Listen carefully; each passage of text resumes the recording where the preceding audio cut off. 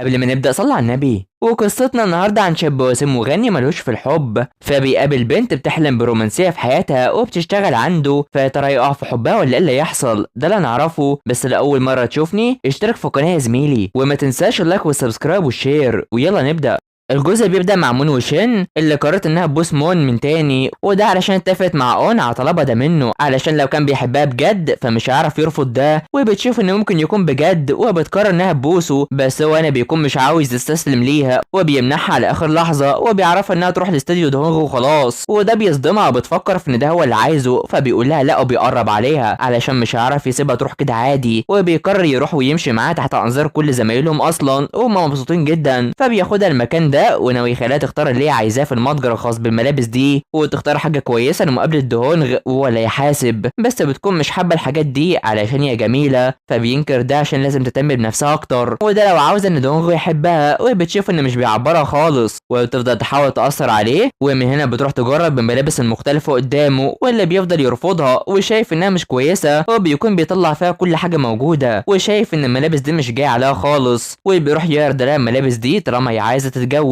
وبالفعل بتروح وبتاخد الملابس اللي هو اختارها ليها، وبيركبها تاكسي غالي وبيديها ملابس كتيره وحاجات اكتر قوي، وده علشان هو الممول بتاعها والعراب بما انها سندريلا، وبتكون مش حابه ده بما انه بيرفضها وبيمشيها على طول، فبتروح تستغرب انها تعمل ايه بالملابس دي كلها، وبتتخيل انه بيسخر منها وبتكون مش طايقاه علشان هو بيساعدها عشان تعجب دهونغ، فبنيجي اليوم مقابلتها لدهونغ مع مون اللي بيفتكر وقت طلبها منه البوسه ووقت ما رفض، ومش عارف هي عايزه تعرف ايه عنه، واللي اتصرفت بغرابه كده اصلا، وبيكون مش عارف يتصرف ازاي علشان يتقرب منها، وفجاه بتظهر قدامه وبتعرف انها تروح لاستديو دهونغ وهتبوسه كتير قوي، وده بيخليه يتضايق وبيقرر يرن عليها ومش بيعرف يرجع فيه، وهي اللي بترن عليه اصلا، فنروح لشين اللي بتوصل لاستديو دهونغ وبيكون جاهز الطعام عشان ياكله الاول وبعدين يوريها الاستديو خاص بيه، وبالفعل بيروح ياكله ومستغرب انه دعا هنا، فبيقرب عليها وبيعرفها انه عاوز يقضي معاها الوقت، وبتتصدم منه وبتعبر عن رايها في الاستديو، ومستغرب انها مش بتمارس الرسم بما انها بتحبه، فبتعرفه في ان ده الاشخاص معينه، وده اللي بيكون حاسه علشان هو عانى من نفس الحوار عشان يبقى منتج مشهور كده، بس شايف ان العمل معاه هيكون كويس، وبيقوم يديها نص خاص بالفيلم وعاوزه تشتغل معاه وترسم البوستر الخاص بالفيلم، وبيقرر انه يساعدها انها تعمل ده ويعملوا حاجه بيحبوها هما الاثنين، وبيفرح وبتتاثر، وبتعرف ان مون قال لها انها تتبع سعادتها برضه، وشايفه في ان الكلام بيتكرر وده بيضايقه جدا، وبيقربها منه وبيعرفها في انها ما تتكلمش عن مون قدامه خالص علشان هو بيحاول يعرفها انه معجب بيها وبيصدمها اكتر، فهنا مون بيروح يخرج مع الرسام اللي بيكون رن عليه بالغلط اصلا، وبيعرفه انه مش مؤهل للعمل معاه علشان هو عاوز يتجوز ويفضل يتكلم عن العلاقات، وبيتكلم مع دهونغ في انه بتاع ستات وبيرتبط بيهم وبيسيبهم على طول، وعاوز شين ما تتخدعش فيه خالص، وده بيخلي مون يتضايق وبيقرر يروح ليه اصلا، فهنا شين بتشوف ان كل حركات دهونغ بتدل على انه هيبوسها ولا يكون حلمها اتحقق خلاص، وقت ما بيكون هيبوسها بتفتكر مون وقت ما كانت بتبوسه، واول ما بيسمعوا صوت بيفكروا انهم منهم، بس بيكون اخوه اللي موجود هناك، وبيروح بيكون عاوز منه المال ومش هيخرج غير ما يديله ده، وبيكون بجح جدا، وكل ده وشين بتكون مش حباه، وبيعرفها في ان هونغ بيعمل حاجات اللي الناس حباها مش اللي هو حبيبها، ولما بيكون هيخرج بيديها كتابه وكتبه عن هونغ واللي بيحكي فيه عن قصته وقت ما كان فقير، وبيبان في انه ضعيف جدا وبيأثر فيه، وعلشان كده شين بتحييه وبتجيب اللوم على اخوه اصلا عشان مش بيعمل حاجه غير انه يتريق على اخوه، ومن هنا هونغ بتعصب عليه وبترده على طول، وبيكون مزوم اللي حصل ده، وبيبان في انه ضعيف ومتضايق جدا، وبيقرر انه يمشي شين علشان كده اليوم باظ، فبتعرفوا ان العمل بيكون صعب فلازم يكون فخور بعمله وما يتحركش، وبيكون متضايق عليها وعايزه تمشي علشان مش عاوز يبان قدامها انه كده ولا عن ماضي وحش، ومش عاوز انها تعرف اي حد عن تشونغدام عن ماضي وحش وعن فقره علشان وقتها مش هيقبلوا بيه، فبتاكد ده ليه وعايزاه يقبل نفسه الاول وتخليه يشوف حياته من تاني، وقتها يبقى يقابلها وبتاثر فيه وبتمشي على طول، وونغي بيكون مذهول من شخصيتها دي اصلا، فبنروح لمون اللي بيستنى شين وبيكون بيرن عليها اول ما بتطلع من عند هونغ، وهي بتشوف ده وبتكون مش فاهمه وعايز منها ايه، وبتتعصب كتير وبتقرر تقفل عليه وما تردش خالص، وده بيخليه مصدوم وشايف ان محدش عارف هو عايز ايه من التاني اصلا، فبيعدي الوقت مع هونغ اللي بيكون قاعد وبيفتكر كلام شين عن انه يقرا ماضيه ويفتخر بيه علشان لازم يحب نفسه الاول قبل اي حاجه، وبيقرر يروح يحتفظ بالكتاب ده بالفعل، فبيعدي اليوم مع مون اللي بيتكلم مع نفسه ومستغرب ان ليه شين مشى بدري من عند هونغ، وبيكون حاضر للعمل بدري كده، وكل الموظفين بيستغربوا منه جدا، وده علشان وصل بدري قوي. ومن هنا شين بتوصل وبترحب بيه وبتمشي على طول من غير ما تعبره، ومن هنا دان بتيجي وبيستغرب منها وبتكون بتتقرب منه جدا، فشين بتقدم لها الفطار ودان عايزاها تنضم ليها وتتكلم معاها، وبالفعل بتقعد ودان بتتكلم مع ان مون اتجنن في الحفله وبسها، وبتتاسف لها وبتعرفها في انها ترنت معاه علشان يخليها تلاقي شريك احلامها ويكون ده الحاجه اللي بيتكلموا عليها، وبتحرجها كتير ودان بتبان قدامها انهم كانوا بيلعبوا بها يعتبر، فشين بتكون مش عايزاه تلومون خالص حتى لو عاملها وحش، وبتبدا تخليها تتغاظ، وبتعرفها في ان البوسه كانت حلوه وهي حبتها فعلا. فبنروح لمونو وقاعد مع اون وهيو وبيفضلوا يتكلموا على انهم يخرجوا سوا، وشايف انهم فرحانين كتير اصلا، بس دان بتروح وهي متضايقه على اخرها وعايزه تكون جميله وواثقه من نفسها كتير، وبتقول كل ماركات غاليه جدا، بس كل شويه تفتكر كلام شين عن مون وعن البوسه وبتتضايق اكتر من الاول. فشين بتفتكر كلام هونغ عن ان الاغنياء مش هيقبلوا بيهم معاهم، وشايفه في ان مون بيتلعب بيها وبتكون متضايقه على الاخر، بس ان بيجي وبيعرض لها طعام وشايف انها محبطه جدا وعاوز يعرف اللي حصل معاها ومع هونغ، ومش عاوز يعرف اي حاجه، وبتواجهه في ان ازاي بتسلي بيها كده، ولا نفكر في انها غبيه، خصوصا لما قال انه يحقق كل اللي عايزاه، وده بعد ما بسى قدام الكل وبعتها الراجل تاني، وده كله عشان يفرح. فبيتصدم كتير من كلامها علشان هو وافقها عشان هي كانت حابه ده وبتكون مش طايقاه، فبيعرفها في انه كان عاوز يساعدها كتير بس ما فكرش في اللي حصل ده، وبتاسف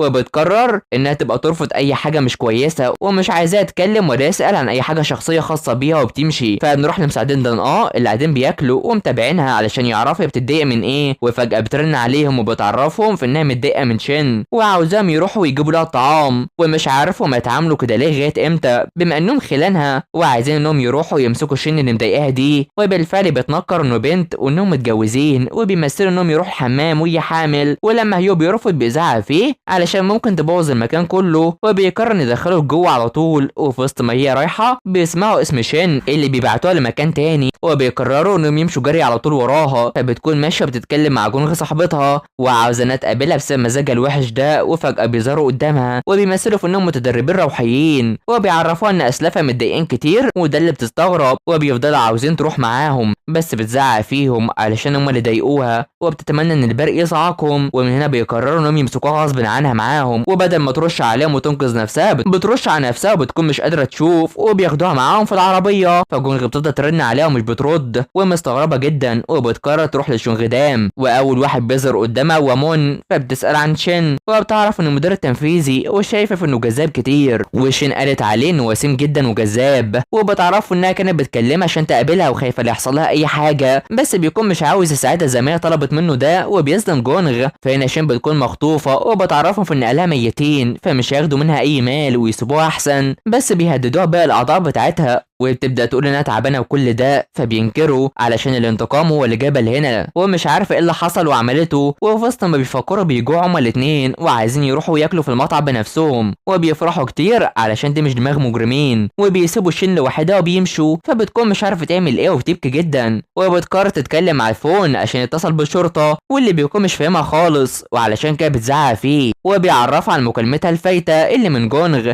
واللي بتكون بتلعب اللعبه دي مع مون وهو مش طايقها اصلا، وبتكون بتحاول تغريه وعاوزه انهم يقربوا من بعض، وبيكون مستحملها علشان هي صاحبه شين بس، وفجاه شين بترن عليها وعلشان كده بتعرفها في انها اتخطفت، وبيتصدموا بس مون بيكلمها وبتكون عايزه تقول له اي حاجه هو يجي وينقذها على طول، وبالفعل لما بتقول على مصنع مهجور بيروح جري، وبيفتكر نفسه زمان وقت ما كان مخطوف وكان حاسس نفس الاحساس ده ورايح ليها جري اصلا، فالعصابه بيجولها علشان هي كانت بتتقرب من مخ خطيب دان بنت اخته، وبيفكروا يعملوا فيها ايه، وبيفضلوا شايفين في انها وحشه اصلا وان دان احسن منها بكتير، وبيتكلم عليها وعلى المعاناه اللي بتحصل منها ليهم وان هم اللي ربوها فازاي تيجي وتزعلها. فشين بتنكر اي حاجه وعايزينها تمضي انها تسيب العمل لو خرجوها، وطبعا بترفض تعمل ده اصلا، ولما بيهددوها انهم يحلقوا شعرها بتبكي علشان عاوزه تتجوز السنه دي ومش هتعرف تتجوز وهي قرعه، فبيضحكوا عليها كتير، واول ما بيكونوا يعملوا ده بتوافق انها توقعه وبتبكي جدا، وفجاه الباب بيتكسر ومون بيوصل ليهم وهو متضايق جدا،